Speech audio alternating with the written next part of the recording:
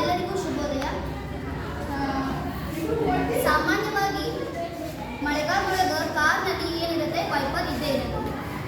ಈ ವೈಪರ್ ಒಬ್ಬ ಚಾಲಕ ಓಡಿಸ್ತಾ ಇದ್ದಾಗ ಅವನಿಗೆ ಆಕ್ಸಿಡೆಂಟ್ ಆಗೋ ಸಾಧ್ಯತೆ ಕೂಡ ಬರ್ತದೆ, ಯಾವಾಗ ಮಳೆಗಾಲದಲ್ಲಿ. ಇವುಗಳ ಉದ್ದೇಶ ಏನಂತಂದರೆ ವೈಪರ್ನ ಆಫ್ ಆನ್ ಮಾಡೋ ಅವಶ್ಯಕತೆ ಇಲ್ಲ.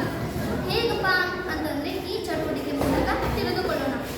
ಈ ಚಟುವಟಿಕೆಯ ಮಾಡೆಲ್ಗಳಲ್ಲಿ ವಸ್ತುಗಳ ಬಗ್ಗೆ ತಿಳಿಸಲಿಕ್ಕೆ ನನ್ನ ಗೆಳತಿಯಾದ ಹುಸೇನಿಯವರು ತಿಳಿಸಿಕೊಡುತ್ತಾರೆ. ಎಲ್ಲರಿಗೂ ಶುಭೋದಯ. ಇವು ಎರಡು ಪ್ರತಿವರ್ತಕಗಳು. ಇದು ಕೆಪಾಸಿಟರ್, ಇದು ಡಯೋಡ್ ಅಂದರೆ AC ಇಂದ DC. ಇದು ಬಲ್ಬ್, ಇದು ಸಹ ಬಲ್ಬ್. ಇದು IC, ಇದು IC ಅಂದರೆ ಮೈಕ್ರೋ ಕಂಟ್ರೋಲರ್. ಇದು ರಿಸೀವರ್, ಇದು ಮೋಟಾರ್, ಇದು ವೈಪರ್, ಇದು ಸೆನ್ಸರ್. ಇವುಗಳ ಹೆಸರುಗಳನ್ನು ನಾವು ತಿಳಿದುಕೊಂಡಿದ್ದೇವೆ. ಇವುಗಳ ಕಾರ್ಯ ಏನಂತಂದರೆ, ಇದು ಎರಡು ಪ್ರತಿವರ್ತಕಗಳ ಕೆಲಸ ಏನಂದರೆ 230 ವೋಲ್ಟನ್ನು 9 ವೋಲ್ಟನ್ನಾಗಿ ಪರಿವರ್ತನೆ ಮಾಡುವುದು ಇವುಗಳ ಕೆಲಸ. ಇದು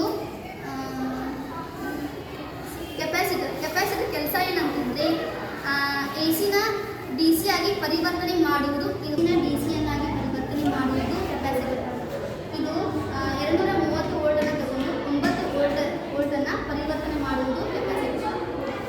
ಇವೆರಡು ಬಲ್ಬ್ಗಳು ಸಿಗ್ನಲ್ ಮುಖಾಂತರ ಈ ಕೆಲಸ ನಡೆದಿದೆ ಅಂತ ಸಿಗ್ನಲ್ ತೋರಿಸುವುದು ಇವುಗಳ ಕೆಲಸ. ಇದು IC. ಇದು ಸೆನ್ಸರ್ ಮುಖಾಂತರ ಬಂದು ರಿಸೀವರ್ ಮುಖಾಂತರ ಬಂದು ಅನಂತರ ಇಲ್ಲಿ ಬರುತ್ತೆ, ಅಂದರೆ IC-ಗೆ ಬರುತ್ತೆ. ಅನಂತರ IC ನಂಬರ್ 2 ಅಂದರೆ ಇಲ್ಲಿ ಇವುಗಳ ಕೆಲಸ ಏನಂತಂದರೆ ಮೋಟಾರ್ಗಳಲ್ಲಿ ಹಿಮ್ಮುಖ ಮುಮ್ಮುಖ ಮಾಡುವುದೇ ಇವುಗಳ ಕೆಲಸ. IC